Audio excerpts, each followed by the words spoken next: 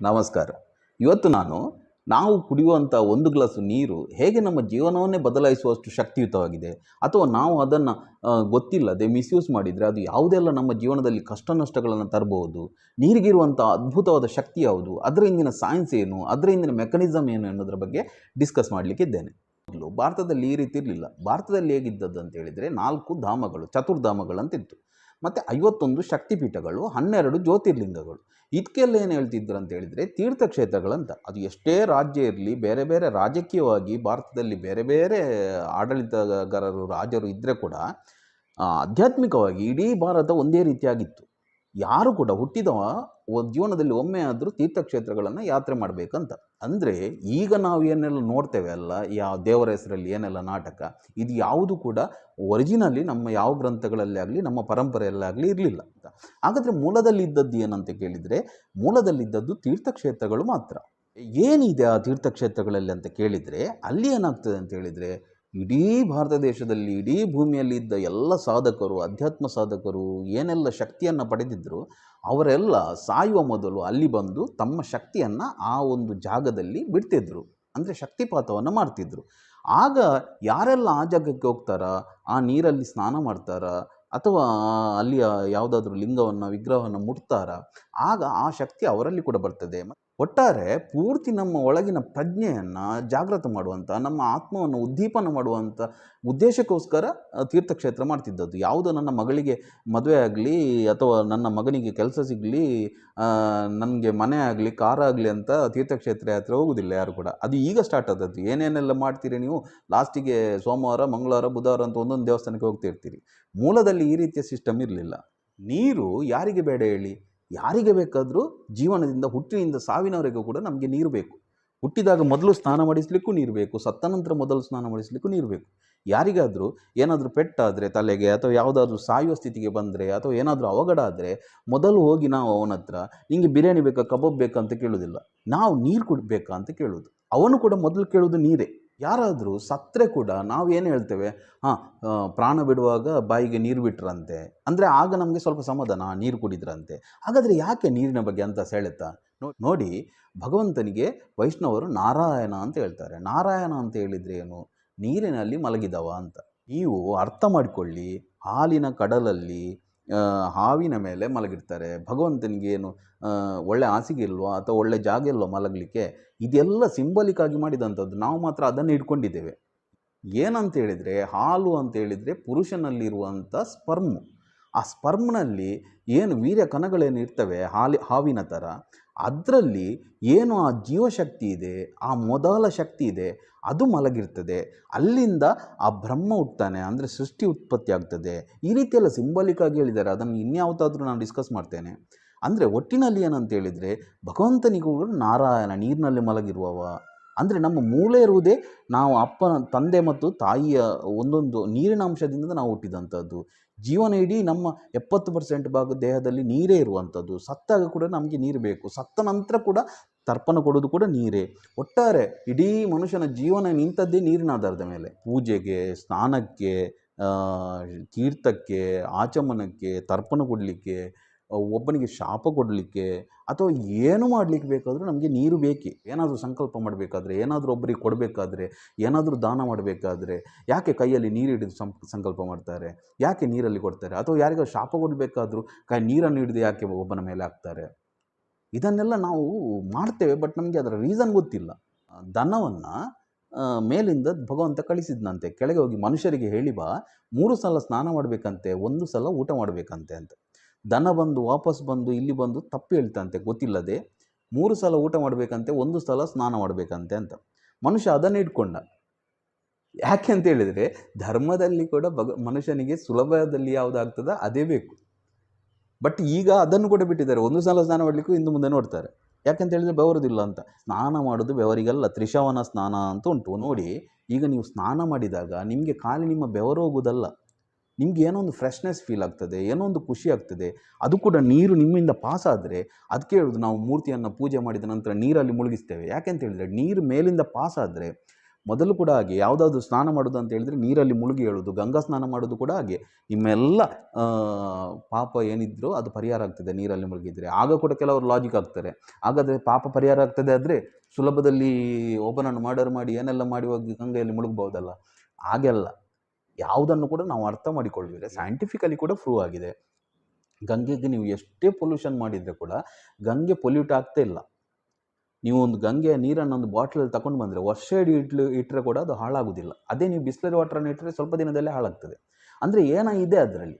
ಆಗ ಯಾರಾದರೂ ಅಧ್ಯಾತ್ಮದಲ್ಲಿ ಮುಂದುವರಿಬೇಕಂತ ಆಸೆ ಇದ್ದರೆ, ಅವನಿಗೆ ಹಿಂದಿನ ಜನ್ಮದ ಅಥವಾ ಹಿಂದಿನ ಕರ್ಮಗಳು ಅವನಿಗೆ ಅಡ್ಡಿ ಮಾಡ್ತಿದ್ರೆ, ಅವನಿಗೆ ಸಂಕಲ್ಪ ಇದ್ದರೆ ಇನ್ನೂ ನಾನು ಯಾವುದನ್ನು ಕೂಡ ಮಾಡೋದಿಲ್ಲ, ಹಿಂದೇನಾಗಿದೆ ಅದನ್ನು ನನಗೆ ಕ್ಲಿಯರ್ ಮಾಡಬೇಕು ಅಕೌಂಟನ್ನು ಅಂತ ತಲೆಯಲ್ಲಿದ್ದರೆ, ಆಗ ಆ ಸಂಕಲ್ಪದೊಂದಿಗೆ ಆ ನೀರಲ್ಲಿ ಮುಳುಗಿ 3 ಸಲ ಎದ್ದರೆ ಅವನ ತಲೆಯ ಮೇಲಿಂದ ನೀರು ಪಾಸಾದ ಕೂಡಲೇ ಆ ಔರದಲ್ಲಿ ಏನೆಲ್ಲ ಸಂಚಿತ ಅಥವಾ ಪ್ರಾರಬ್ಧ ಕರ್ಮಗಳಿರ್ತಾವ ಅದು ಕ್ಲಿಯರ್ ಆಗ್ತದೆ. ಅದೆಲ್ಲ ಯಾರು ಪ್ರಾಕ್ಟಿಕಲ್ ಆಗಿ ಅನುಭವಿಸಿದಾನೋ ಅವನಿಗೆ ಮಾತ್ರ ಗೊತ್ತಾಗೋದು. ಅದೆಲ್ಲ ನಿಮಗೆ ಹೇಳಿದರೆ ಅರ್ಥ ಆಗಲಿಕ್ಕಿಲ್ಲ. ಅಂದರೆ ಒಟ್ಟಿನಲ್ಲಿ ಏನಂತ ಹೇಳಿದರೆ, ತಲೆಯಿಂದ ನೀರು ಪಾಸ್ ಆಗುವಾಗ ನಿಮ್ಮ ಖಾಲಿ ದೇಹ ಶುದ್ಧಿ ಆಗೋದಲ್ಲ, ಒಟ್ಟಿಗೆ ಅವರ ಕೂಡ ಶುದ್ಧಿ ಆಗ್ತದೆ. ಒಬ್ಬರನ್ನು ಮುಟ್ಟಿದರೆ, ಒಬ್ಬರನ್ನು ಒಂದು ಜಾಗದಲ್ಲಿ ಕೂತ್ರೆ ಪ್ರತಿ ಸಲ ನಮ್ಮೊಳಗೆ ಬೇರೆ ಎನರ್ಜಿ ಎಂಟ್ರಿ ಆಗ್ತಾ ಇರ್ತದೆ. ಅದಕ್ಕೋಸ್ಕರ ನಾವು ಪದೇ ಪದೇ ಸ್ನಾನ ಮಾಡಿದರೆ, ಹಿಂದಿನಲ್ಲೆಲ್ಲ ಮಡಿ ಮಡಿ ಅಂತ ಹೇಳ್ತಿದ್ರು, ಯಾಕೆ ಅಂತ ಗೊತ್ತಿಲ್ಲ, ಮುಟ್ಬೇಡಿ ಮುಟ್ಬೇಡಿ ಮುಟ್ಬೇಡಿ ಅಂತ. ಅದು ಮುಟ್ಬೇಡಿ ಮುಟ್ಬೇಡಿ ಅಂತ ಹೇಳಿದರೆ ಖಾಲಿ ಬ್ರಾಹ್ಮಣರನ್ನು ಬೇರೆಯವರು ಮುಟ್ಬೇಡದು ಅಂತ ಈಗ ನಮಗೆ ಬಂದಿದೆ. ಹಾಗೆಲ್ಲ ಬ್ರಾಹ್ಮಣರು ಅಂತ ಹೇಳಿದರೆ ಯಾರು ಅಧ್ಯಾತ್ಮದಲ್ಲಿ ಮುಂದುವರಿತಾರ, ಯಾರು ಪಾಸಿಟಿವ್ ಎನರ್ಜಿಯನ್ನು ತನ್ನೊಳಗೆ ಸ್ಟಾಕ್ ಮಾಡ್ತಾ ಇರ್ತಾರ, ಅವನಿಗೆ ಬೇರೆಯವನನ್ನು ಮುಟ್ಟಿದರೆ ಅವನಿಗೆ ಅದು ಪಾಸ್ ಆಗ್ತದೆ, ಅಥವಾ ಅವನಿಂದ ಇವನಿಗೆ ಅವನ ನೆಗೆಟಿವ್ ಎನರ್ಜಿ ಬರ್ತದೆ. ಅದಕ್ಕೋಸ್ಕರ ಮುಟ್ಟಬಾರ್ದು ಅಂತ.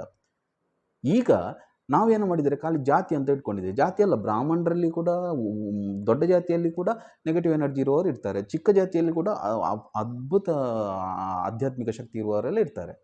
ಆದರೆ ಈಗ ಜಾತಿಯ ವಿಷಯ ಅಲ್ಲ ಅದು.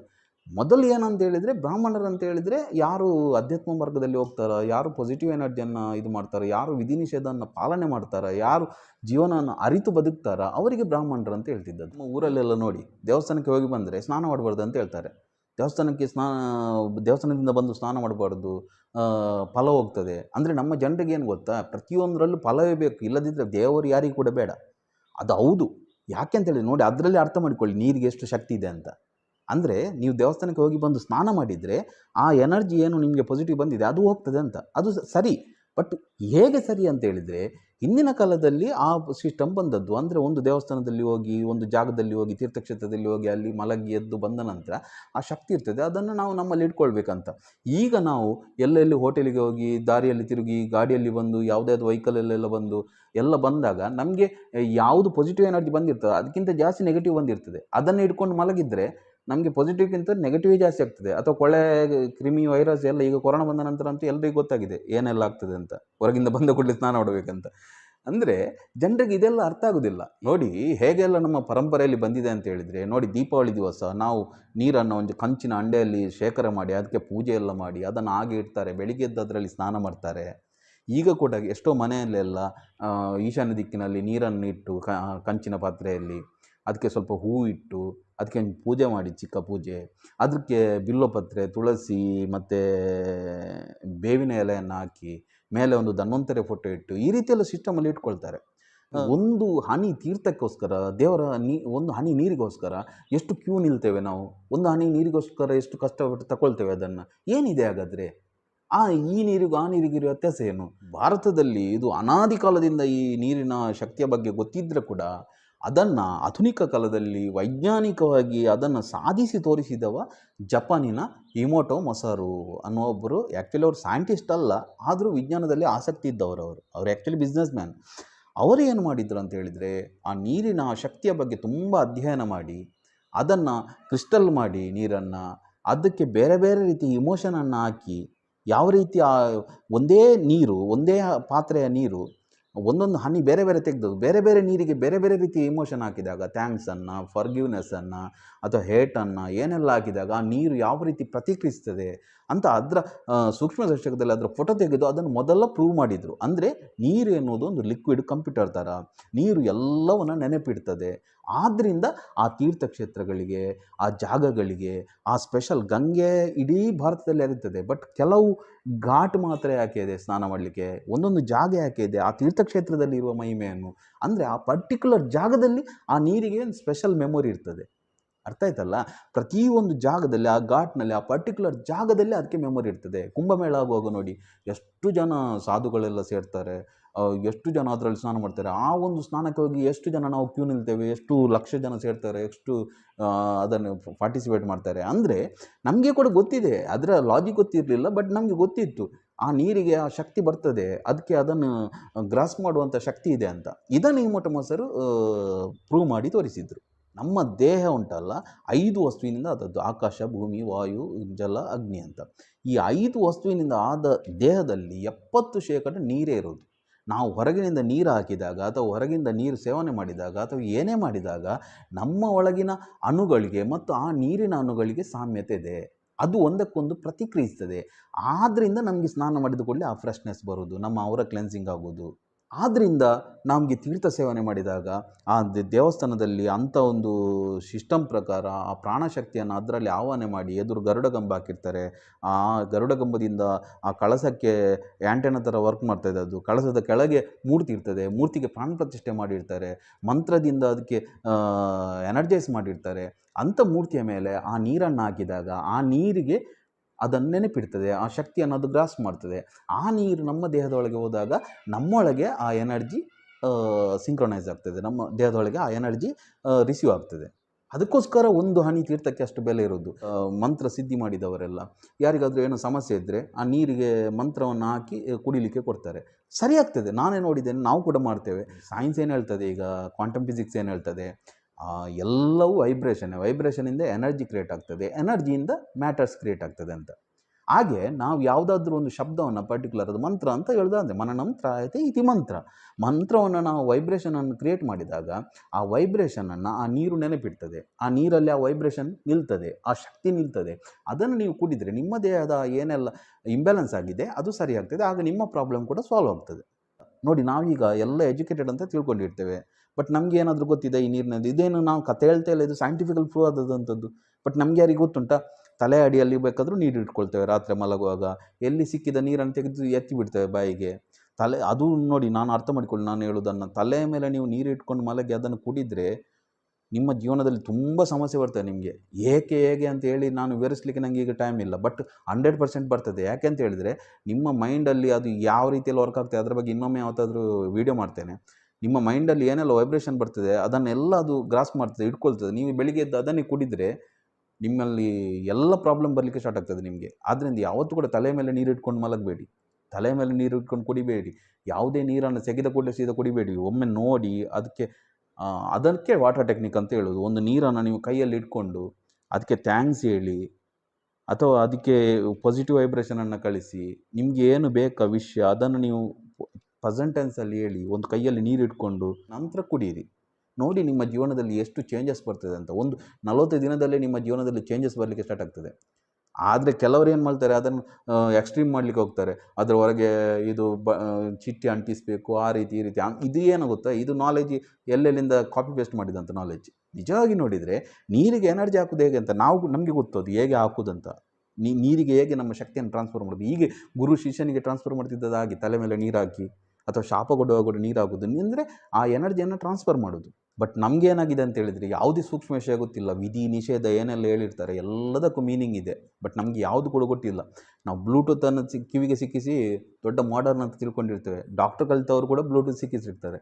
ಬ್ಲೂಟೂತ್ ಅಂದರೆ ಏನು, ಆ ಎಲೆಕ್ಟ್ರೋಮ್ಯಾಗ್ನೆಟಿಕ್ ವೇವ್ಸ್ ಹೇಗೆ ಪಾಸ್ ಆಗ್ತದೆ, ಮೊಬೈಲಿಂದ ಇಲ್ಲಿವರೆಗೆ ಹೇಗೆ ಅದು ವೈಬ್ರೇಷನ್ ಪಾಸ್ ಆಗ್ತದೆ, ನಮ್ಮ ಬ್ರೈನಲ್ಲಿ ಯಾವ ವೈಬ್ರೇಷನ್ ಇದೆ, ಅದರೊಟ್ಟಿಗೆ ಅದಕ್ಕೆ ಬರುವ ಪ್ರಾಬ್ಲಮ್ ಏನು. ಅದಕ್ಕೆ ನೋಡಿ ಹೆಚ್ಚು ಕ್ಯಾನ್ಸರ್ ಪೇಷಂಟ್, ಹಾರ್ಟ್ ಪೇಷಂಟ್ ಈಗ ಬರೋದು ಯಾಕೆ?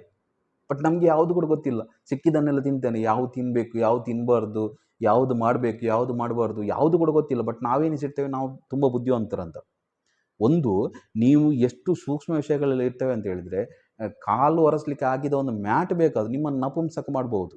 ಅಷ್ಟು ಪವರ್ ಇದೆ ಅದರಲ್ಲಿ, ಅಷ್ಟು ವೈಬ್ರೇಷನ್ ಬರ್ತದೆ. ಇದೆಲ್ಲ ಸೂಕ್ಷ್ಮ ವಿಷಯಗಳು. ಅದನ್ನೇ ಕೃಷ್ಣ ಹೇಳಿದ್ದು, ವಿಮೂಢ ನಾನು ಪಶ್ಯಂತಿ ಜ್ಞಾನ ಚಕ್ಷುಷ. ಇದು ಮೂಢನಿಗೆ ಅರ್ಥ ಆಗುವಂಥದ್ದಲ್ಲ. ಯಾರಿಗೆಲ್ಲ ನಾಲೆಜ್, ಜ್ಞಾನದ ಚಕ್ಷುಷಿದೆ, ವಿಸ್ಡಮ್ ಇದೆ, ಅವನಿಗೆ ಮಾತ್ರ ಇದು ಅರ್ಥ ಆಗೋದಂತ. ನಮಗೆ ಗೊತ್ತಿದೆ, ಎಲ್ಲ ಗೊತ್ತಿದೆ. ಮೊಬೈಲನ್ನೇ ತಲೆ ಮೇಲೆ ಇಡ್ತಾರೆ, ಚಿಕ್ಕ ಮಗುವಿನ ತಲೆ ಮೇಲೆ ಕೂಡ ಮೊಬೈಲ್ ಇಡ್ತಾರೆ. ಯಾಕೆ ಅಂತ ಹೇಳಿದರೆ ಅದರಲ್ಲಿ ಸಾಂಗ್ ಹಾಕಿರ್ತಾರೆ, ಮಗು ಮಲಗ್ತದೆ ಅಂತ.